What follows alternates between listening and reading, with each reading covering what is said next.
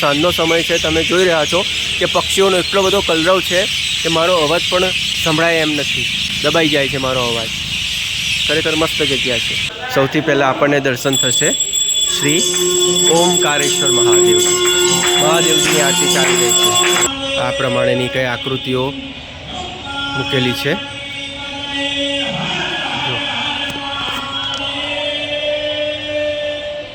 સ્વામીય શરણમ Ayyappa board મારેલું છે. અહીંયા એરો છે, અહીંયાથી તમે તે ચડાવશો તો પાઇપ દ્વારા શનિદેવ ભગવાનને અર્પણ થશે.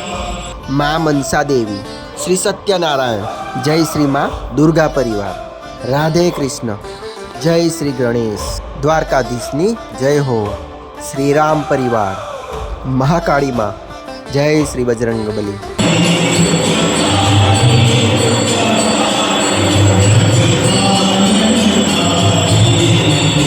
શ્રીદેવી, ભૂદેવી અને વેંકટેશ સ્વામીના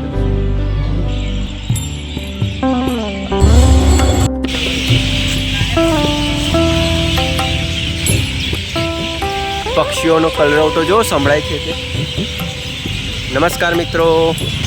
ભવ્ય ગેટ, તમે જાણો છો આ ભવ્ય ગેટ ક્યાં આવેલો છે?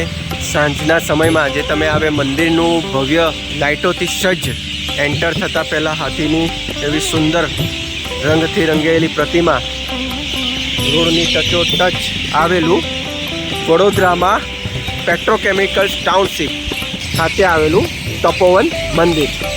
આ તપોવન મંદિરનું બોર્ડ છે. વડોદરાના ઉંડેરા સર્કલથી આગળ જતાં આ પેટ્રોકેમિકલ ટાઉનશીપ છે. ત્યાં જ આ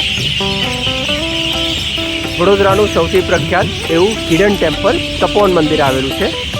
તો ચાલો આપણે મંદિર અંદર જઈએ. અને અહીંયા એવા ઘણા બધા દેવી દેવતાઓના મંદિર છે.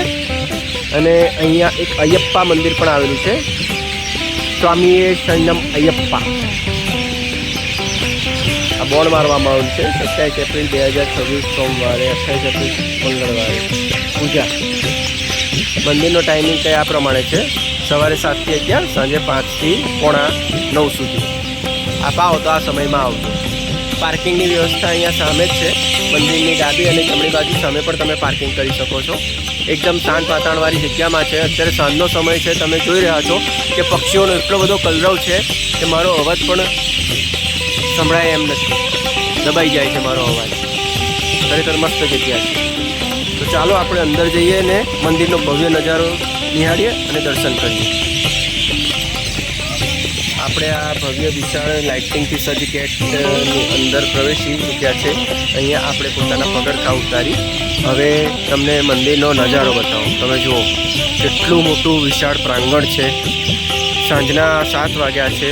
ઘણા બધા ભક્તો, શ્રદ્ધાળુઓ, દર્શનાર્થીઓ અહીં આવી મંદિરમાં ભગવાનના દર્શન કરી આ વિશાળ ગાર્ડનમાં બેસી શાંત ચિત્તે આ સાંજના સમયના ખૂબસૂરત વાતાવરણનો આનંદ લઈ રહ્યા છે. ચાલો આપણે મંદિર અંદર જઈએ. આરતી ચાલી રહી છે ભગવાનજીની. એન્ટર થતાં પહેલાં એક વિશાળ ફુવારો જોવા મળશે. હાલમાં અત્યારે ફુવારો બંધ છે. બાકી આ ફુવારાની દરેક જગ્યાએથી એવી ઘણી બધી પાણીઓની ધારાઓ વહે છે. આ બાજુ પણ ઘણા બધા મંદિરો છે દક્ષિણ શૈલી આધારિત. આપણે બાદમાં તેના પણ દર્શન કરીશું.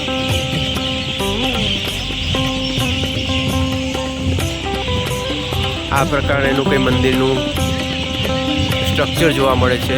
ખરેખર એકદમ અલગ અદ્ભુત નજારો છે. અને અત્યારના સમયમાં તો આ મંદિર લાઇટોથી એવું ઝગમગી રહ્યું છે કે તમે એક વખત આવીને રૂબરૂ અનુભવ કરશો તો તમને ખૂબ જ મજા આવશે. આપણે મંદિરના મુખ્ય ગર્ભગૃહમાં પ્રવેશી ચૂક્યા છે. જો આ પ્રમાણેનું મંદિરનું બાંધકામ છે.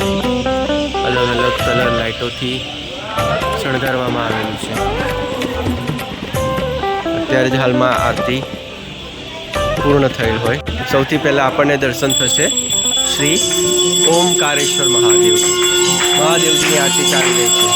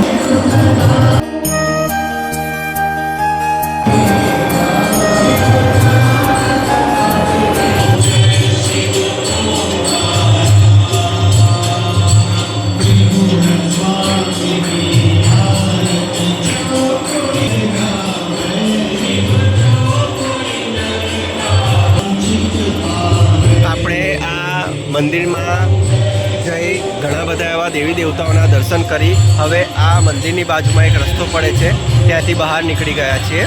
હવે આપણે અહીંયા જઈએ અને અન્ય દેવી દેવતાઓના દર્શન કરીએ.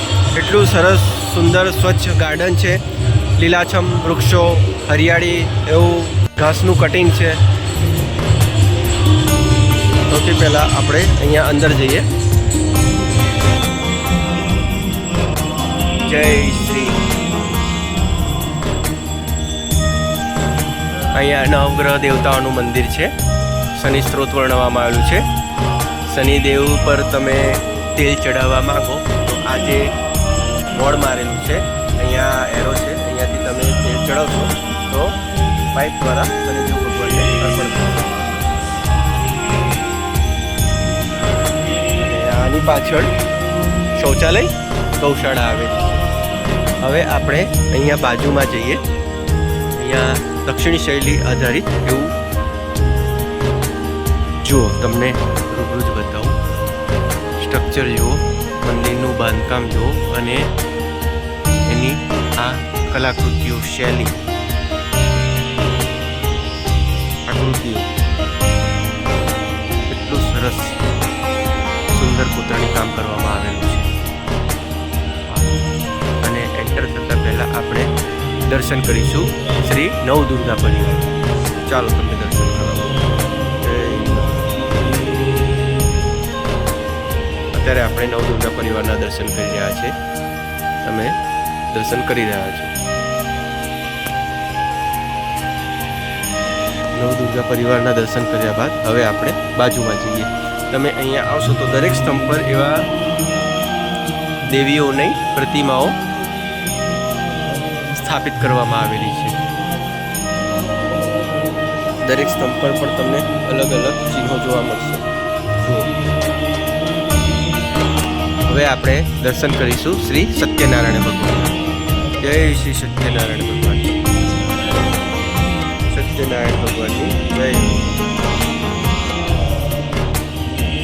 સત્યનારાયણ ભગવાનના દર્શન કર્યા બાદ હવે આપણે મા મનસા દેવીના દર્શન કરીએ. જય મા મનસા દેવી. માતાજીની એવી સુંદર પ્રતિમાના અત્યારે આપણે દર્શન કરી રહ્યા છીએ. મનસા દેવીના દર્શન કર્યા બાદ હવે આપણે સ્વામીય શરણમ અયપ્પા. જય.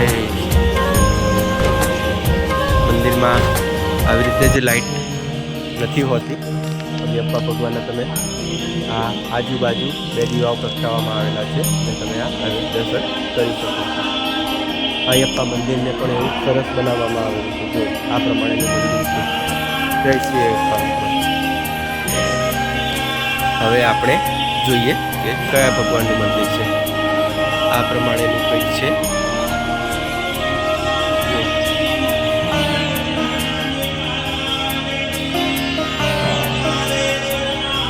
આ પ્રમાણેની કઈ આકૃતિઓ મૂકેલી છે.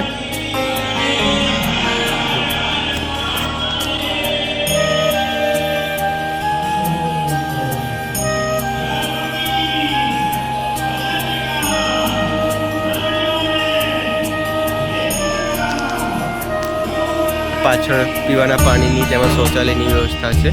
હવે આપણે બાજુમાં જઈએ, મંદિરમાંથી દર્શન કરીએ. આપણે આ સામે જઈ પહેલાં દર્શન કર્યા. આ ગાર્ડન છે. બાજુમાં પેલો આપણે એન્ટર થાય ભવ્ય ગેટ. ત્યારબાદ આપણે દુર્ગા પરિવાર, અયપ્પા ભગવાન, મનસા દેવીજીના દર્શન કર્યા. હવે આપણે દર્શન કરીએ. આ પ્રમાણેનું છે.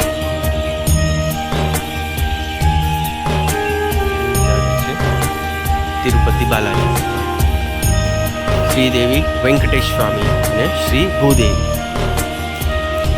શ્રીદેવી, ભૂદેવી અને વેંકટેશ સ્વામી.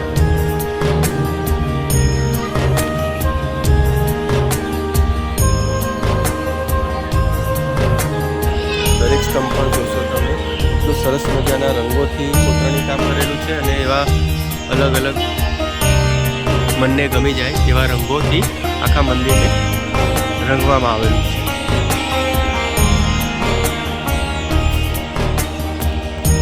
તમે એક વખત આવી અહીં મંદિરમાં પ્રવેશી ભગવાનના દર્શન કરશો અને અહીંના વિશાળ ગાર્ડનમાં બાકડા પર બેસી એક ચિત્ત થશો તો તમને ખૂબ જ અલૌકિક અનુભવ થશે. વડોદરામાં આ એક એવું મંદિર છે જે બધા મંદિરોથી અલગ પડે છે. ફરી એકવાર તમને આ મંદિરના એડ્રેસ વિશે વાત કરું તો વડોદરાના ઉંડેરા સર્કલથી આગળ જતા પેટ્રોકેમિકલ ટાઉનશીપ પાસે આ તપોવન મંદિરના નામથી ઓળખાય છે. જ્યાં તમને અહીંયા એવા તમામ એવા ઘણા બધા દેવી દેવતાઓના દર્શન સાથે દક્ષિણ શૈલી આધારિત મંદિરનું બાંધકામ તેમજ દર્શન કરવા મળે. આ મંદિરનો કંઈક આ પ્રમાણેનો નજારો છે અને રાતના સમયમાં તો આ મંદિર તમે જોઈ રહ્યા છો કે કેવું ઝગમગી રહ્યું છે. મિત્રો, વિડીયો કેવો લાગ્યો, ગમ્યો હોય તો લાઈક કરી આ માહિતી અન્ય સુધી શેર કરજો અને મારી ચેનલ પર નવા હોય તો ચેનલને સબસ્ક્રાઈબ કરવાનું ભૂલશો નહીં. નવા જ આવા વિડીયો સાથે ફરીથી મળતા રહીશું.